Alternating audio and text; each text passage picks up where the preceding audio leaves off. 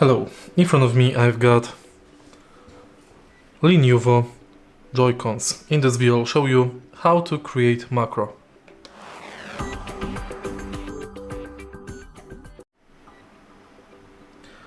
To create macro, take a look behind your controllers.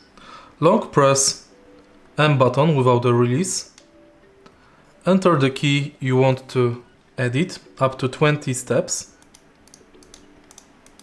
After releasing MR button, the controller will vibrate briefly.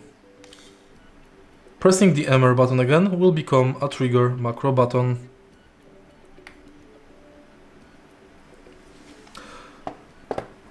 Same on the other side of the controller. Right here we've got also M button.